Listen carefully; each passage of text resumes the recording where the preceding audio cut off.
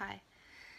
So today I want to talk about the second part of my story, which is basically why it's so hard to tell my story. And I guess the reason, and any of you can probably relate to this, if you've had a severe and major illness, it's traumatic. And trauma is hard to talk about. It's something that you would rather leave buried. It's something that is just too difficult to put words to and too difficult to relive again. And even if you could tell the story in the most eloquent words, there really are no human words sometimes to express how deep and horrifying some traumas are. And that's what this is to me. So that's why it's so hard to tell my story. So I want you to just think about your own life here before I tell my story, and just think about traumas in your own life. So no doubt, if you are sick with a severe illness, a chronic illness, it has been traumatic. The experiencing of, just the whole illness, what it's like to feel sick, what it's like to experience the symptoms, what it's like to lose your, all the functions and forms of your body. These are scary and they're traumatic. So just think about back to your own traumatic experiences. I'm sure you had several before this illness took hold. Maybe not major traumatic ones, but if you look back at my story, and I have what happened 5 years prior to my illness, which was basically brewing the perfect storm, you'll see that I did have some traumas. And I don't really think of them as traumas because I had such a major, important, and happy childhood. And I wasn't abused, and I didn't have a lot of traumas, thankfully, that a lot of people go through. So if you're harboring one of those traumas, an early childhood trauma, it might be something that you need to explore on your path to wellness. My traumas prior to illness were going through the IVF, both physically and mentally, and the infertility and all of that, physically and mentally. Giving childbirth and going through the very, very difficult pregnancies I went through with hypergravides, or however you say that, where you throw up around the clock. It's so taxing on your body, and then an extremely challenging natural labor that lasted 61 hours for my first child, which was super traumatic. And then the loss of my mom, also traumatic, losing your foundation, the person that you think is going to be there for you forever. To lose somebody is also traumatic. Also suffering with some anxiety conditions in my early 20s was a traumatic thing for me to have to go through. So if you look back at your own life, you'll probably see traumas. Like early childhood traumas, I didn't have any. So maybe in your teens there were some traumas, maybe in your 20s there were some traumas, and probably, 5 years prior, in between 5 and whatever years prior, maybe even 3 years before you got sick, were probably some major traumas, and it's basically, when you think about it, it's either a shocking event, something that has just shocked you to your core. It's been really super scary and fearful. You feel like a major injustice has been done to you in some way. Maybe you were separated by somebody, you had somebody hurt you, or you witnessed a hurt physically or emotionally, something that you experienced or witnessed, anything basically that feels traumatic to you, that's painful, either emotionally or physically, mentally, spiritually, that's really changed your life and not for the better. So these are traumas, and you'll think back. And so one of the things that I have done to get well is talk to people about those traumas in an attempt to heal myself. You talk about your previous traumas. But I don't want you, when you are doing this, so I suggest it's something good to do because I don't want you to fall into the therapy trap. Meaning, you know, that you just relive these things over and over and you sort of go down this slippery slope of reliving these events, and it just sometimes this just re-traumatizes people. If it's in the past and you've dealt with it and you feel like you've dealt with it the best way that you possibly can for that event and you've learned how to move past it and let it go, then that's maybe not a trauma that you need to revisit. But if it's a trauma that you think about often, and when you do, it reduces you to tears, fear, it's maybe something that is so personal and so close to you that you haven't talked about yet. You haven't told the story. You keep it bottled inside. It's too painful to look back. It's too painful to express. You feel a lot of shame and guilt, betrayal around it. Maybe you feel it's too private to share. It's something personal only for you, and you need to hide it from others to be accepted, because if they knew, it would be too much. That's a trauma that you probably need to talk about, just as I need to talk about the trauma of this illness. And, I feel all those things. I feel shame and guilt, and that if people knew what happened to me and what I actually went through and what I felt and what happened to me, that not only would they not believe me, because as you know, with a chronic illness or an illness that is hard to see and diagnose, and you spend a lot of time justifying that it's even real. And so, to have to justify this story by saying it out loud, by having people judge me and be critical of the story. Maybe they believe parts, maybe they don't.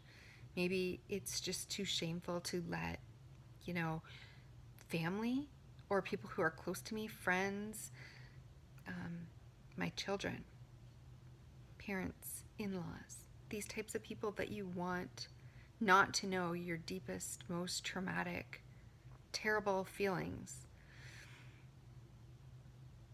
and things that you've gone through because they're private.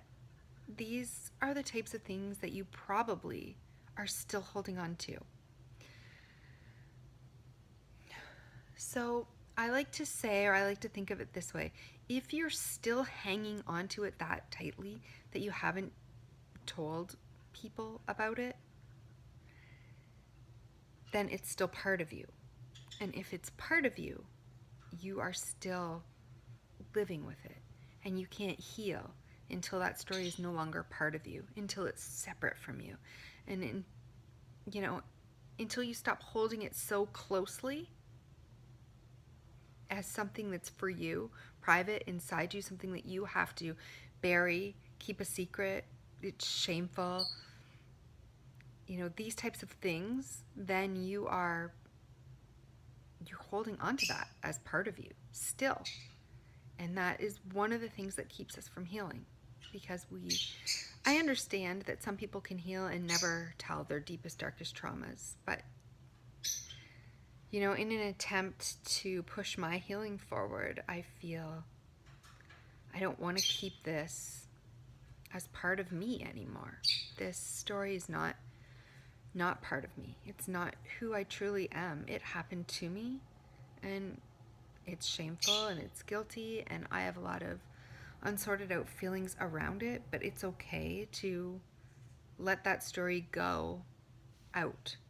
I think it's important that even if you're not doing like what I'm doing and sharing something publicly, that everybody has the right to tell their most shameful, darkest, horrifying story once.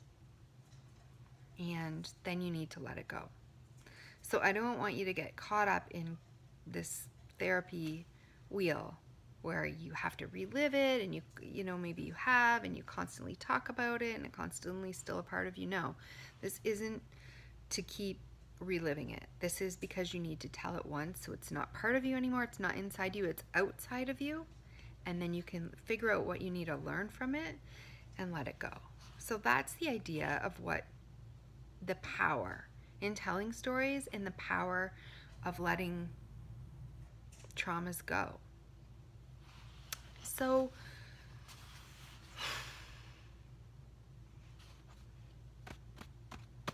I don't really need my notes anymore. I had them, but I don't know. I don't really need them.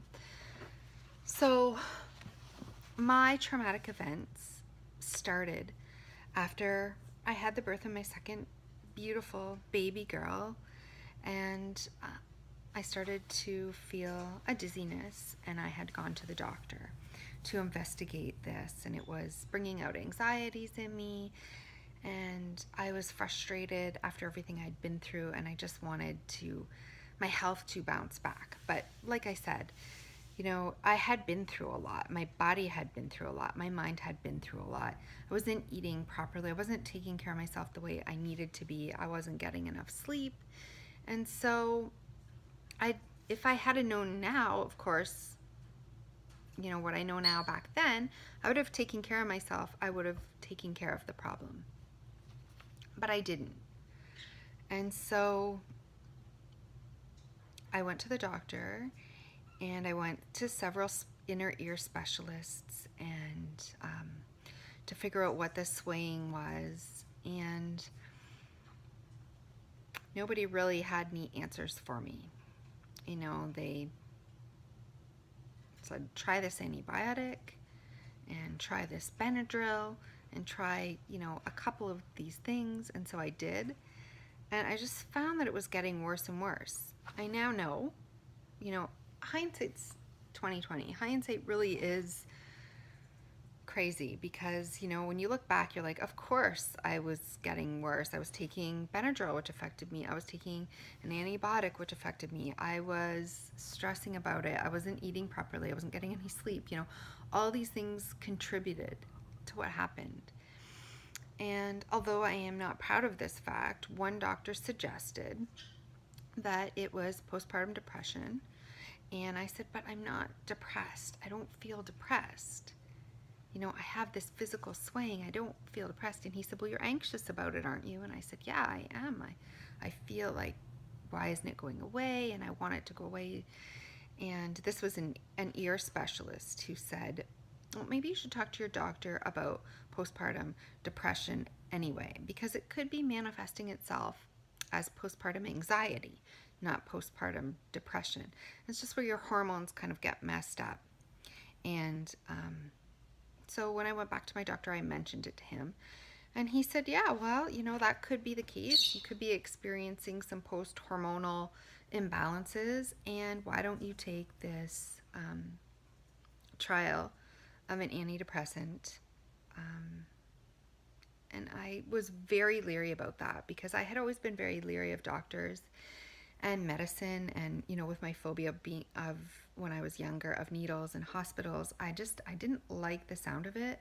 I didn't like the idea of it. But I had no one to talk to. My mom wasn't around anymore. She'd passed away. My husband was just like, take it. Sounds fine to me. He said it'll just put your hormones back in balance and you'll be able to go off it in a couple of months. You'll just, you're just walking around the house feeling scared and annoyed and anxious about all this dizziness. You can't shake it. You just want to enjoy your baby. And I had this nagging feeling in the back of my mind, like, don't do it. This doesn't sound right. You're not depressed. But since I couldn't figure out what was going wrong, I was impatient to get well. I wanted the dizziness to stop. I thought, well, what can be the harm? I'll just go on it for a couple of weeks and see what it does. And so this is where the gun had been loaded, and this is where, we pulled the trigger. Unfortunately, it wasn't just one trigger. It was, it wasn't just one gunshot. It was a gunshot. It was a loaded gun with about 5 or 6 bullets in it, and the last one just completely decimated my health. So there's a span that I have in between the first traumatic trigger to the last traumatic trigger that stretched this illness, blew up this illness like a balloon, and, from a point of, being shot to a point of being shot 7 times and left for dead. Okay, so this is sort of how I tell my story. And so that was the first event. It was an antidepressant, and I took it. I only took a half a dose. It was a very, very low dose, and I just took a half a pill. And I have to say that from the very first pill, this completely destroyed my life. Completely 100% destroyed my life. And it's very hard to talk about traumas, and I definitely don't want to relive all the gory details, but I'm just going to tell you the major sort of points as to how my illness, what happened to me. And then during this, I call this the year of illness, until the point of no return. But it was basically a point of no return right at the beginning. It was like being shot and then being shot 7 more times and left for dead. Until then, I would say the chronic part of my illness starts till now. The recovery portion, the portion where you're trying to recover, you're regaining parts of your health all the way up until now, which is another 2-year period. So this is the middle period of my story, and it takes about a year. And I probably won't tell the whole video now. I will tell it in another video because it does take quite a long time from the beginning, that first antidepressant, until the last drug that entered my body. And then my story of natural healing and my story of my long, long road of recovery and illness. So the first thing that happened was an antidepressant, and I won't tell the whole story now, but I will just say, to start the story off, that from the moment that I took the pill, I went crazy almost. I took the pill, and that very next day, within probably about 8 hours, I couldn't sleep. I had no appetite, complete insomnia. I paced around the house. I called my husband at work maybe 5 or 6 times that day, sobbing, saying there's something really wrong with me. Something's wrong with me. I don't feel well. I don't think this pill is right. It feels like I'm on drugs. It feels like I'm having a drug trip. If you've ever tried an illegal drug when you were a teenager, it feels like that. It feels like you're having a trip. Something it's kind of evil lurking. That's the kind of feeling and sensations I was having. So this was just day 1 of taking something that the doctor handed to me that I had a gut feeling about. I should have listened to my own intuitive feeling that was sort of screaming out to me, saying, this isn't right. You're not depressed. Don't take the pill. I don't think this is going to be right for you. And, being impatient, having a long period before this illness started of sort of a lot of traumas, a lot of physical and mental taxing of my body, and just wanting it to be over and being very impatient and thinking, oh, well, what could the harm be? This doctor who I trust is giving me this. Everyone's telling me it will be okay. I'll just go on it for about a month, rebalance my hormones, and then go off. What could happen? So thus we enter the story of where the gun was loaded and the trigger was pulled.